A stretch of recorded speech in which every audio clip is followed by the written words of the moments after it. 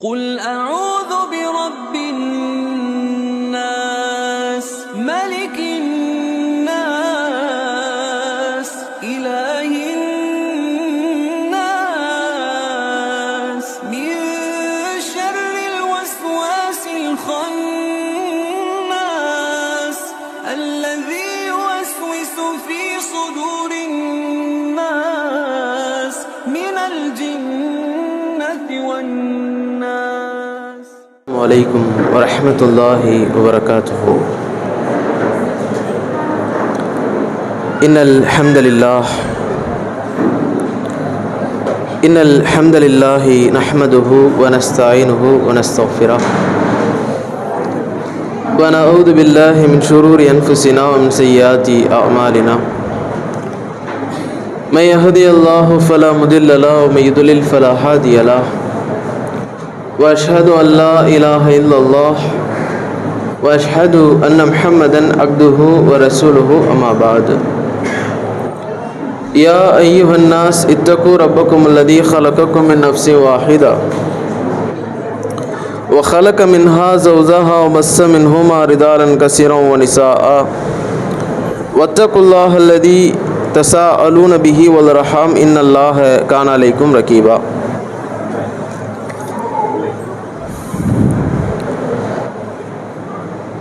يا أيها الذين آمنوا اتقوا الله حق تقاته ولا تموتن إلا وأنتم مسلمون. ربي اشرح لي صدري ويسر لي أمري واحلل عقدة من لساني يفقهوا قولي. அன்பிற்கினிய சகோதர சகோதரிகளே, அல்லாஹுடைய அன்பும் அருளும் மற்றாத பெருங்கருணையும் நம்மை எல்லாம் நேர்வழிப்படுத்த வந்த உத்தம தூதர் உயிரிலும் மேலான முஹம்மது நபி ஸல்லல்லாஹு அலைஹி வஸல்லம் அவர்கள் மீதும் அவர்களுடைய சொல் செயல் அங்கீகாரம் ஆகியவற்றை தங்களால் இயன்றவாறு பின்பற்றி வாழ்ந்து மறைந்த சத்திய சஹாபாக்கள் மீதும் சஹாபிய பெண்மணிகள் மீதும் அவர்களை ஒன்று தொட்டு வந்த முஸ்லிமான ஆண்கள் பெண்கள் அனைவர் மீதும் குறிப்பாக சிறப்பு வாய்ந்த தொழுகையை தொழுதுவிட்டு மார்க்கத்தினை அறிந்து கொள்ள வேண்டும் என்கிற ஆர்வத்தோடு இங்கே குழுமிருக்கக்கூடிய நம்மவர்கள் மீதும் என்றென்றும் நின்றளவட்டுமாக என்கிற பிரார்த்தனையோடு இந்த உரையினை ஆரம்பம் செய்கின்றோம். எல்லாம் வல்ல இறைவனின் நல்லடியார்களே, தொடர்ந்து ஷைத்தானும் எதிர்கொள்ள வேண்டிய வழிமுறைகளும் என்கிற தலைப்பின் கீழாக தொடர்ந்து அல்லாஹும் அல்லாஹுடைய தூதரும் சொல்கிற பல்வேறு விதமான ஷைத்தான் பற்றியான செய்திகளை அறிந்து வருகிறோம். அந்த வரிசையில் இறுதியாக இந்த ஷைத்தான் என்று சொல்லக்கூடியவன் நம்மை நன்றி கெட்ட பாவியாக மாற்ற வேண்டும் என்பதைத்தான் விரும்புகிறான். அதை இறைவனிடத்திலேயே சொல்லிவிட்டும் வந்திருக்கிறான். அந்த அடிப்படையில் நன்றி கெட்டவளாக மாற்றுவதற்கு முயற்சிப்பான். அப்போ நாம் நன்றி கெட்டவளாக ஒருபோதும் இருந்துவிடக்கூடாது. இறைவன் நமக்கு செய்திருக்கக்கூடிய ஏராளமான அருட்கொடைகளுக்கு நன்றி விசுவாசிகளாக நாம் இருக்க வேண்டும் என்பதை கடந்த அந்த உரையில் பார்த்தோம். அதனை தொடர்ந்து இன்றைய தினம் இந்த ஷைத்தான் என்று சொல்லக்கூடியவன் மனிதர்களை வழிகெடுப்பதற்காக பயன்படுத்துகிற ஒரு ஆயுதங்களில் ஒரு ஆயுதம் என்னன்னா, இறைவனுடைய நினைவை விட்டும் நம்மை திசை திருப்புவது. ஏராளமான வழிகளில் வருவான். அதில் முக்கியமாக அல்லாஹுடைய நினைவு இருந்தால் தானே இவங்க அல்லாஹுவை வணங்கக்கூடியவர்களாக இருப்பாங்க, அல்லாஹுவுக்கு நன்றி செலுத்தக்கூடிய அடியார்களாக இருப்பாங்க. அல்லாஹுடைய நினைவை விட்டு உங்களுக்கு திசை திருப்பிடணும், அல்லாஹுடைய நினைவே உங்களுக்கு வரக்கூடாது. ஏன்னா இன்னைக்கு பெரும்பாலும் பாவங்களுக்கு அல்லாஹ் சொல்கிற பல்வேறு விதமான மார்க்க கட்டளைகளுக்கு நாம் மாறு செய்வதற்கு அடிப்படையாக காரணமாக இருப்பது அல்லாஹுடைய நினைவு தான். அல்லாஹுடைய நினைவு மட்டும் இருந்துச்சுன்னா அந்த இடங்களில் நாம் திசை திரும்ப மாட்டோம். ஆக இது அல்லாஹ் நமக்கு தடுத்து இருக்கிறானே, அல்லாஹ் இந்த மாதிரி செய்யக்கூடாதுன்னு சொல்லி இருக்கிறானே, இதை நம்ம செஞ்சோம்னா அல்லாஹ்ட்ட மாட்டிக்குவோம் அப்படிங்கிற அந்த சிந்தனை இருக்கு பாருங்க. இறை சிந்தனை நம்மை பாவங்களிலிருந்து தடுக்கக்கூடியதாக இருக்கும். நாம் செய்கிற பிழைகளிலிருந்து அல்லாஹுடைய மார்க்க கட்டளை நாம் செய்யாமல் இருக்கும் பொழுது அல்லாஹுடைய நினைவு இருக்கிற பொழுது, ஆக நம்ம அல்லாஹ் சொன்னதை செய்யாமல் வேற எதையோ செஞ்சுக்கிட்டு இருக்கிறோமே, அல்லாஹ் சொன்ன ஒரு கடமையை தவறவிட்டவளாக வாழ்ந்து கொண்டிருக்கிறோமே என்கிற நிலை நமக்குள்ளாக வந்து கொண்டே இருக்கும். அப்போ உடனடியாக அதை நாம் சரி செய்வோம். இப்படி இருக்கக்கூடாது, நாம் உடனடியாக அல்லாஹ் சொன்ன அடிப்படையில் வாழ வேண்டும், அல்லாஹுடைய கட்டளை நிறைவேற்ற வேண்டும் என்று ஓடுவோம். அதே மாதிரி அல்லாஹ் எதையெல்லாம் தடுத்திருக்கிறானோ அது மாதிரியான பாவங்களை செய்யக்கூடாது, அதை நாம் செஞ்சோம்னா அல்லாஹ்ட்ட மாட்டிக்குவோம் என்ற அடிப்படையில் பாவங்களில் இருந்தும் விலகுவோம். அப்போ எல்லாவற்றிற்கும் அடிப்படையாக இருப்பது இஸ்லாத்தின் அடிப்படையில் நாம் வாழ்வதற்கு இறை சிந்தனை மிக முக்கியமானது. அந்த இறை சிந்தனை இல்லைன்னா எல்லா பாவங்களும் நம்ம இடத்துல வந்துவிடும். அல்லாஹ் சொன்ன எந்த காரியத்திலுமே நம்ம கவனம் இல்லாமல் நாம நம்முடைய இஷ்டத்துக்கு போகக்கூடியவர்களாக மாறிவிடுவோம். அப்போ இறை சிந்தனை முக்கியம். அந்த இறை சிந்தனை எப்படியெல்லாம் இந்த ஷைத்தான் திசை திருப்புகிறான், அல்லாஹ் ரப்புல் ஆலமீன் பல இடங்களில் இதை சொல்லி காட்டுகிறான். 58வது அத்தியாயம் 19வது வசனத்தில் இறைவன் குறிப்பிட்டு காட்டுகிறான், இஸ்தஹவத அலைஹிம் ஷைத்தான், ஷைத்தான் அவர்கள் மீது, அந்த ஷைத்தான் இஸ்தஹவத அலைஹிம் அவர்கள் மீது ஷைத்தான் அவர்களை மிகைத்து விடுகிறான், அவர்களிடத்தில் குடிகொண்டு விடுகிறான். எந்த அளவுக்கு என்றால் அல்லாஹ் சொல்லி காட்டுகிறான், ஃபன்சாஹும், அல்லாஹ் அந்த ஷைத்தான் திக்ரில்லா, அல்லாஹுடைய அந்த நினைவை விட்டும் அவர்களை மறக்கடிக்க செய்து விடுகிறான். எந்த அளவுக்கு மிகைத்து போறான ஷைத்தான், அல்லாஹுடைய நினைவை விட்டும் அவர்களுக்கு திசை திருப்ப வைத்து அல்லாஹுடைய நினைவை அவர்களுக்கு மறக்க வைத்து அவர்களை எந்த மாதிரி மாத்துறானா, தன்னுடைய படையாக மாற்றுகிறான். உலாயிக ஹிஸ்பு ஷைத்தான், அவர்கள் ஷைத்தானுடைய படைகளாக மாறிவிடுகிறார்கள். இறுதியாக அவர்கள் ஷைத்தானுடைய படையாக மாறுவதன் காரணமாக அலா இன்ன ஹிஸ்ப ஷைத்தான், ஷைத்தானுடைய படைகள் இருக்கிறதே அவர்கள் ஹுமுல் ஹாஷிரூன், அவர்கள் நஷ்டவாளிகளாகத்தான் இருப்பார்கள், அவர்கள் ஒருபோதும் வெற்றி அடைய மாட்டார்கள் என்பதை அல்லாஹ் சொல்லி காட்டுகிறான். அப்ப நம்முடைய வெற்றியை தடுக்க வேண்டும், நம்மை நஷ்டவாளியாக மாற்ற வேண்டும் என்பதற்காக நம்மிடத்தில் ஷைத்தான் மிகைத்து நமக்கு எந்த ஒரு தீமையை ஏற்படுத்தும் பொழுதும் நமக்கு அல்லாஹ்வுடைய சிந்தனையிலிருந்து நாம் அந்த தீமையிலிருந்து விலகிவிடக் கூடாது என்பதற்காக அல்லாஹ்வுடைய சிந்தனையை விட்டும் மறக்கடிக்க செய்கிறான், இறை சிந்தனை விட்டும் நம்மை அப்புறப்படுத்துகிறான். இப்படி அப்புறப்படுத்தக்கூடியவனாக இந்த ஷைத்தான் இருக்கிறான் என்பதை அல்லாஹ் சொல்லி காட்டுகிறான். அதே மாதிரி அல்லாஹ் ரப்புல் ஆலமீன் 5வது அத்தியாயம் 91வது வசனத்தில் இந்த ஷைத்தான் நம்ம இடத்துல மதுவின் மூலமாக, சூதாட்டத்தின் மூலமாக பகைமையை ஏற்படுத்துகிறான், அவன் குரோதத்தை ஏற்படுத்துகிறான் என்கிற செய்தியை சொல்லுவான். அந்த வரிசையில் அல்லாஹ் சொல்லி காட்டுகிறான், வயசுத்தூக்கும் அன் திக்ரில்லாஹ், அந்த மதுவின் மூலமாக அதையெல்லாம் உப்புகட்டி அந்த தீமையை செய்ய வச்சு நம்மளை என்ன நிலைமைக்கு அவன் கொண்டு போக பார்க்குறான்னா அல்லாஹுடைய சிந்தனை விட்டும் தடுக்க பார்க்குறான். வயசுத்துக்கும் அந்திக்கரில்லா, அல்லாஹுடைய சிந்தனை விட்டும் உங்களை தடுக்க பார்க்கிறான். வாணி சலாத், தொழுகை விட்டும் உங்களை தடுக்க பார்க்கிறான். ஃபஹல் அன்தும் முன்தஹூன், நீங்கள் விலகி கொள்ள மாட்டீர்களா? அந்த மாதிரி பாவமான காரியத்திலிருந்து விலகி அல்லாஹுடைய சிந்தனையின் மூலமாக நீங்கள் நேர்வழி பெற மாட்டீர்களா என்று அல்லாஹ் ரப்பல் ஆலமீன் கேட்கிறான். இதை அல்லாஹ் சொல்லி காட்டுறான். அதே மாதிரி இன்னொரு இடத்துல அல்லாஹ் சொல்லி காட்டுகிறான். 43வது அத்தியாயம் 36வது வசனத்துல, ரஹ்மான், யார் அல்லாஹுடைய அந்த உபதேசங்களிலிருந்து அல்லாஹுடைய அந்த நினைவிலிருந்து மிகைத்த அந்த ஷைத்தானுடைய அந்த உபதேசத்திற்கு கட்டுப்பட்டு விடுகிறார்களோ, அவனிடத்தில் ஆட்பட்டு விடுகிறார்களோ, நுகைஸ் லஹு ஷைத்தான், ஒரு ஷைத்தானை அவனுக்கு நாம் ஏவுகிறோம். ஷைத்தான் அவனை வழிகெடுக்கும் பொழுது அதற்கு ஏதுவான முறையில் நாம் விட்டு விடுகிறோம். ஃபஹுவ லஹுல் கரீன், அவனுக்கு அவன்தான் துற்ற தோழனாக நண்பனாக மாறிவிடுகிறான் என்று அல்லாஹ் சொல்லி காட்டுகிறான்.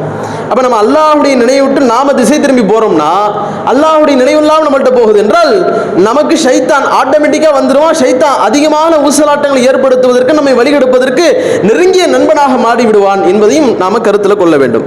அப்போ இந்த அளவுக்கு அல்லாஹ் ரப்பல் ஆலமீன் சொல்லி காட்டுகிறான். இந்த ஷைத்தான் வந்து என்ன பண்ணுவான்?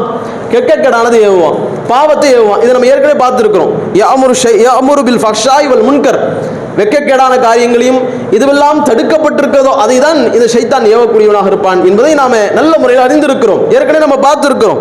அதே மாதிரி அல்லாஹ் இன்னொரு இடத்தையும் சொல்லி காட்டுகிறான், இன்னமா யஅமுருக்கும் பிஸ்ஸூஇ வல் ஃபஹ்ஷா, அந்த ஷைத்தான் உங்களுக்கு ஏவுவதெல்லாம் தீமைகளையும் வெட்கக்கேடான காரியங்களையும் தான் ஏவுகிறான் என்று அல்லாஹ் ரப்பல் ஆலமீன் பல இடங்கள்ல நமக்குள்ள வந்து ஷைத்தான் இறை நினைவை விட்டும் நம்மை திசை திருப்பி இறை நினைவை மறக்கடிக்க செய்து நம்மை பாவம் செய்யக்கூடிய மக்களாக, பாவமான வெட்கக்கேடான காரியங்களில் ஈடுபடக்கூடிய மக்களாக நம்மை மாற்றுவதுதான் அவனுடைய குறிக்கோளாக இருக்கிறது. இப்படிப்பட்ட இந்த ஷைத்தானுடைய அந்த ஊசலாட்டங்கள் நம்மிடத்தில் வருகிற பொழுது நாம் இறை நினைவை பெற வேண்டும், இறை நினைவை நாம் வளர்த்துக் கொள்ள வேண்டும். அப்படி வளர்த்துக் கொண்டால் மட்டும்தான் இந்த ஷைத்தானிடத்திலிருந்து பாதுகாத்துக் கொள்ள முடியும். அல்லாஹ் தெளிவாக சொல்லி காட்டுகிறான், இந்த ஷைத்தான் வெட்கக்கேடானது ஏவுகிறானே, இன்னும் தீமையானவற்றை ஏவுகிறானே, இதெல்லாம் தடுக்கக்கூடியது எது அப்படின்றது பார்த்தா, இன்ன ஸலாத்து தன்ஹா அனில் ஃபஹ்ஷாய் வல் முன்கர், தொழுகை இருக்கிறதே இறை நினைவு. அது அல்லாஹ்வுடைய நினைவை மிகப்பெரிய அளவுக்கு நமக்கு தரக்கூடியது தொழுகை. அல்லாஹ் பின்னாடியே சொல்லி காட்டுகிறான், வல திக்ருல்லாஹி அக்பர், அல்லாஹ்வை நினைப்பது மிகப்பெரியது என்று இந்த தொழுகையை பற்றி சொல்லி காட்டுகிறான். இந்த தொழுகை வெட்கக்கேடான மானக்கேடான காரியங்களை விட்டும் நம்மை தடுக்கக்கூடியதாக, அருவருக்கத்தக்க பாவமான காரியங்களிலிருந்து நம்மை தடுக்கக்கூடிய ஒரு கேடயமாக இருக்கிறது என்று அல்லாஹ் சொல்லி காட்டுகிறான். அப்படி சொல்லிட்டு அல்லாஹ் சொல்லும் பொழுதுதான் வல திக்ருல்லாஹி அக்பர், அல்லாஹ்வை நினைப்பது இருக்கிறதே, அல்லாஹ்வுடைய சிந்தனை இருக்கிறதே, அதுதான் மிகப்பெரியது. அந்த சிந்தனையை வளர்த்துக்கோங்க, அந்த சிந்தனை இருக்கணும். அத்தோடு அல்லாஹ் சொன்ன காரியங்களில் நீங்கள் ஈடுபட வேண்டும்.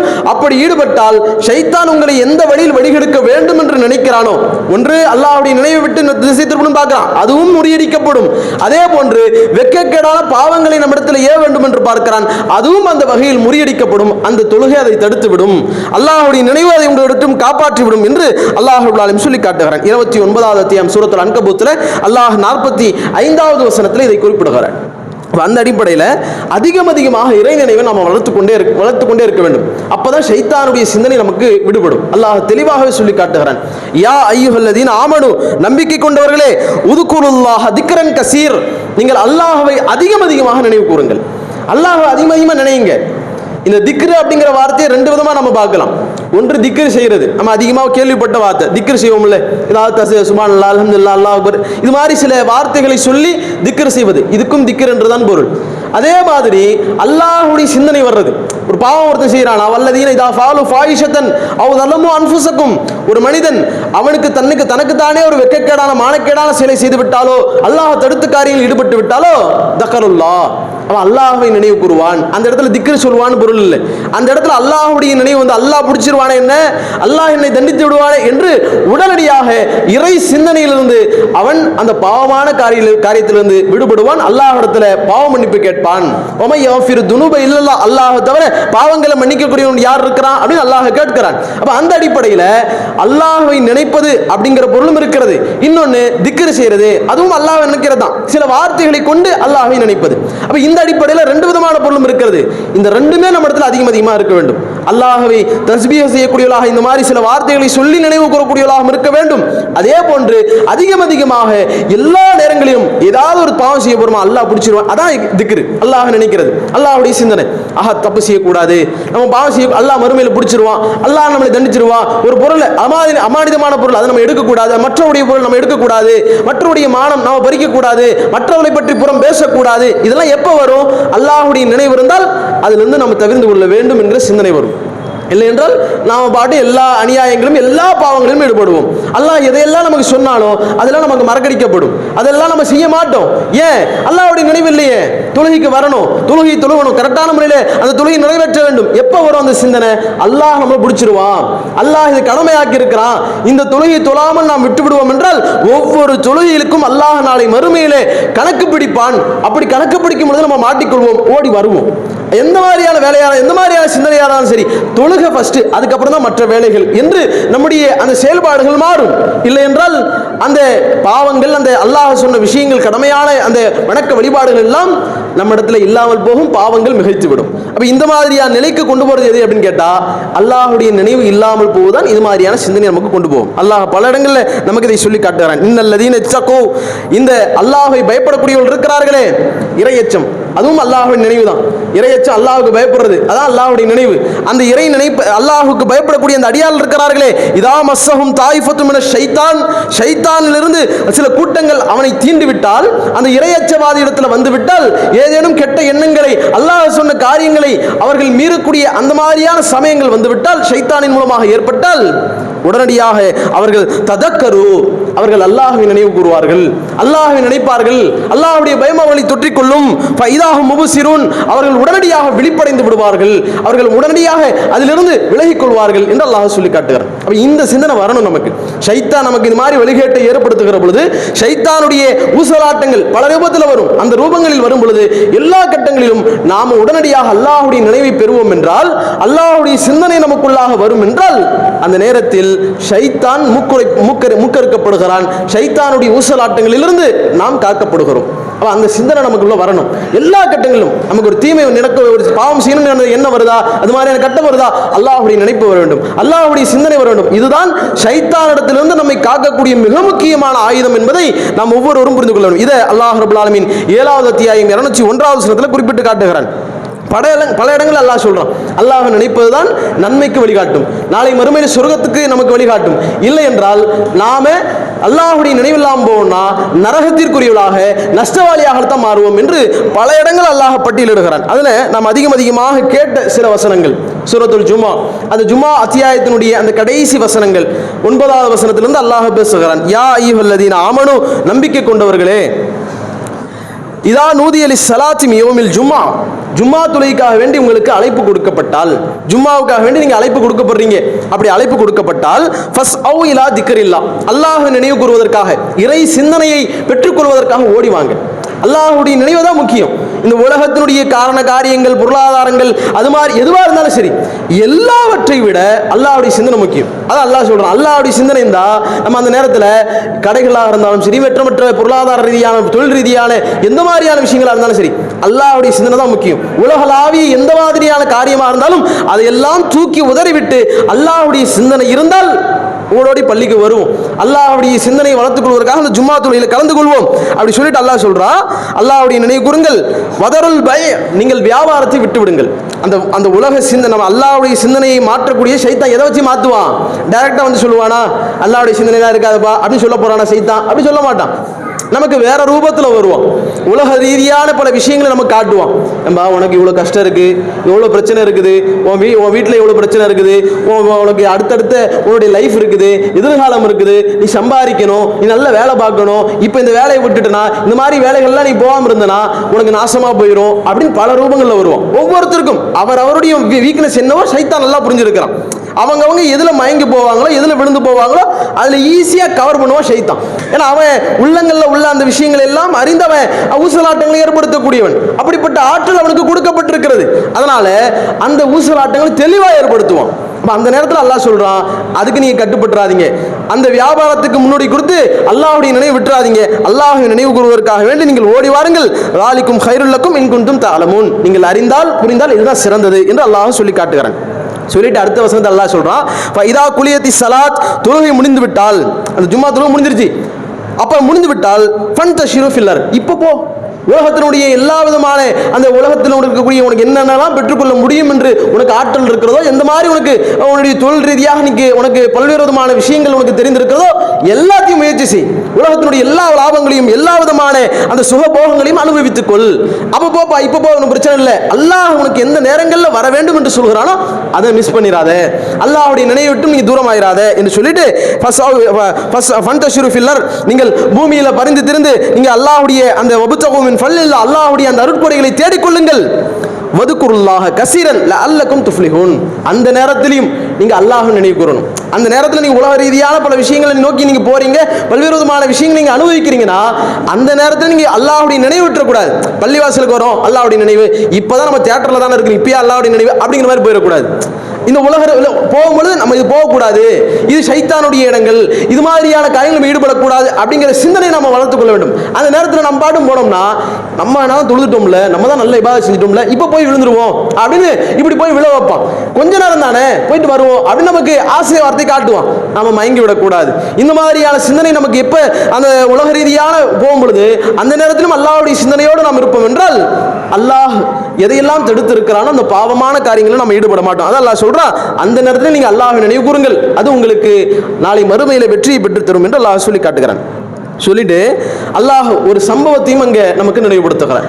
சஹாபாக்கள் இடத்துல நடந்த ஒரு நிகழ்வை நமக்கு சொல்லி காட்டுகிறான். இதே ஜும்மா அத்தியாயத்தினுடைய அந்த தொடர்ச்சியில் அல்லாஹ் சொல்லி காட்டுகிறான். ரசூலுல்லாஹ்வுடைய காலத்தில் ரசூலுல்லாஹ் ஜும்மா உரை நிகழ்த்திக்கிட்டு இருக்கிறாங்க.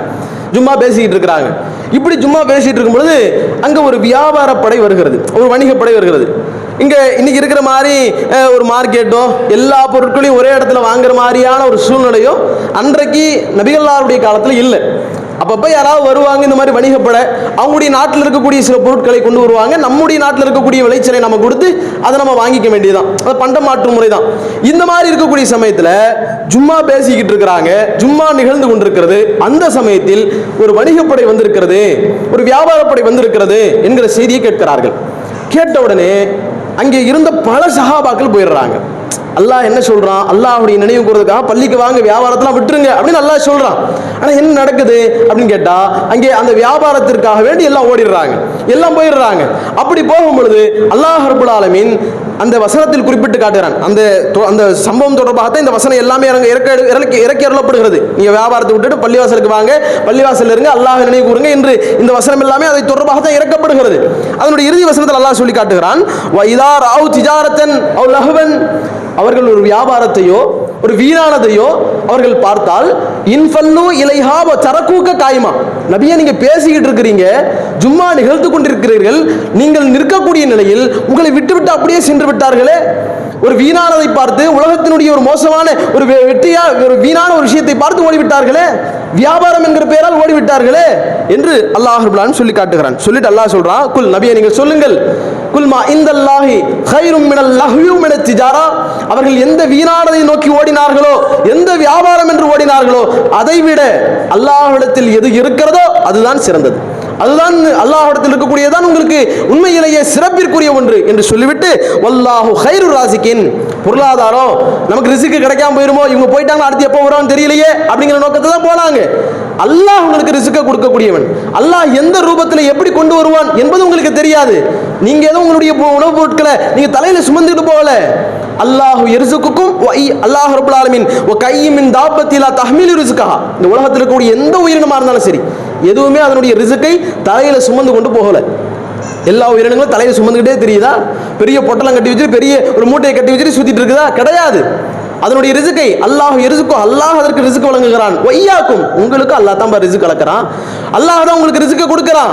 அப்படி இருக்கும் பொழுது நீங்க ரிஸ்க், அல்லாஹ், பொருளாதாரம், பண மோகம் என்று சொல்லி இந்த உலக அடிப்படையில் நீங்கள் சென்று கொண்டிருக்கிறீர்களே, அல்லாஹ்வை மறந்து விடுகிறீர்களே என்று அல்லாஹ் ரப்பல் ஆலமீன் இந்த வசனத்தில் பேசுகிறார். அப்ப சொல்லிட்டு ரசூலுல்லாஹ் அங்க ஒரு அறிவிப்பையும் செய்றாங்க.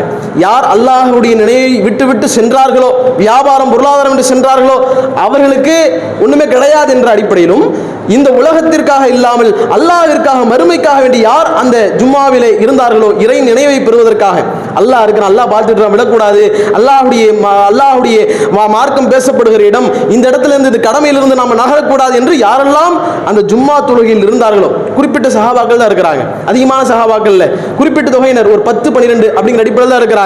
ரசூலுல்லாஹ் பேரை சொல்லி சொல்கிறார்கள். அபூபக்கர் ஃபில் ஜன்னா, அபூபக்கரே நீங்கள் நாளை மறுமையில் சுவனத்தில் இருப்பீர்கள். உமருன் ஃபில் ஜன்னா, உமரே நீங்கள் நாளை மறுமையில் சுவனத்தில் இருப்பீர்கள். உஸ்மான் ஃபில் ஜன்னா, உஸ்மானே நீங்கள் நாளை மறுமையில் சுவனத்தில் இருப்பீர்கள். அலியுன் ஃபில் ஜன்னா, அலியே நீங்கள் நாளை மறுமையில் சுவனத்தில் இருப்பீர்கள் என்று சொல்லி அல்லாஹ்வுடைய தூதர் நபிகள்லார் யாரெல்லாம் இறை நினைவோடு இருந்தார்களோ அவர்களுக்கு சொர்க்கம் கிடைக்கும் என்பதை சொல்கிறார்கள். யாரெல்லாம் இறை நினைவு இல்லாமல் போனாங்களோ அவங்களுக்கு ஒன்றும் இல்லை என்று அல்லாஹ் ரப்பல் ஆலமீன் சொல்லக்கூடிய அடிப்படையில் அவர்கள் நஷ்டவாளிகளாக தான் ஆவாங்க அப்படிங்கிறதையும் நாம் புரிந்து கொள்ள வேண்டும். ஏன்னா அல்லாஹ் இன்னும் சில இடங்களில் சொல்லி காட்டுகிறான். அல்லாஹ் அடுத்த அத்தியாயம் சூரத்துல் ஜுமாவினுடைய அந்த அத்தியாயத்திற்கு அடுத்த அத்தியாயம் 63 அந்த அத்தியாயத்தில் அல்லாஹ் பேசுகிறான். யா அய்யுஹல்லதீன ஆமனு, நம்பிக்கை கொண்டவர்களே, இதா நூதியல் நம்பிக்கை கொண்டவர்களே, லா துல்ஹிக்கும் அம்வாலுக்கும் வலா அவுலாதுக்கும் அன் திக்ரில்லாஹ், உங்களுடைய பொருளாதாரம், பொருட்செல்வம், உங்களுடைய பிள்ளை செல்வம் உங்களை அல்லாஹ்வுடைய நினைவை விட்டும் அல்லாஹ்வுடைய சிந்தனையை விட்டும் திசை திருப்பி விட வேண்டாம். அது உங்களை திசை திருப்பும். பொருளாதாரம் அப்படி போகணும்னு எது உங்களை இழுக்கும். அந்த நேரத்தில் அல்லாஹ்வுடைய சிந்தனையை விட்டு நீங்க மழுங்கடிக்கப்படாதீங்க. இறை சிந்தனை மழுங்கடிக்கப்படுகிற மிக முக்கியமான இடம் எது அப்படின்னு கேட்டால் பொருளாதாரம் தான், பிள்ளை செல்வம் தான். பிள்ளைங்க இருக்குது, இத்தனை பிள்ளைங்க இருக்கு, நமக்கு நம்ம என்ன பண்றது, பொருளாதாரம் தேவை, நம்ம இவ்வளவுதான் சம்பாதிக்கிறோம், இப்படி இருந்தால் நம்ம சரியாகாது அப்படின்னு சொல்லி இது மாதிரி பல சிந்தனைகளையும் ஷைத்தான் ஊற வைப்பான், நம்முடைய உள்ளத்துல போடுவான். இப்படி போடுகிற சமயத்தில் நாம ஷைத்தான் போடுகிற அந்த சிந்தனையில தேவைதான், நம்முடைய உலகத்திற்கு உண்டான பல்வேறு விதமான அத்தியாவசியம் இருக்கத்தான் செய்யுது, இல்லெல்லாம் சொல்லல, இருந்தாலும் நம்முடைய நிலையிலனா அளவுக்கு மீறி போவோம். நம்ம அதிகமா எந்த கட்டத்தில் பார்த்தாலும் அதிலேயே கிடப்போம். ஏன்னா ஷைத்தான் ஈஸியா நம்ம அந்த சிந்தனையை விட்டு ஊட்டி அல்லாஹ்வுடைய சிந்தனை மறக்கடிக்க செய்கிறான்.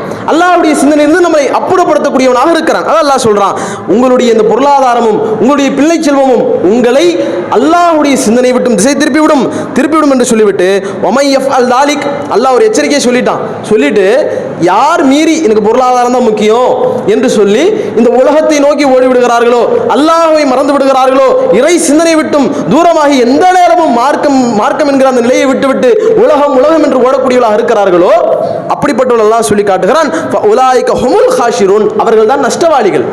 அல்லாஹ்வுடைய சிந்தனை இல்லாம போச்சுன்னா உலகம்னு போனீங்கன்னா உலகத்திற்காக வேண்டிய எல்லா விதமான காரியங்களிலும் நீங்கள் ஈடுபட்டீர்கள் என்றால் ஷைத்தான் உங்களை அந்த அடிப்படையில் ஈஸியா வழிகெடுத்துட்டான். அல்லாஹ்வுடைய சிந்தனையிலிருந்து உங்களை மழுகடிக்க செய்து விட்டான்.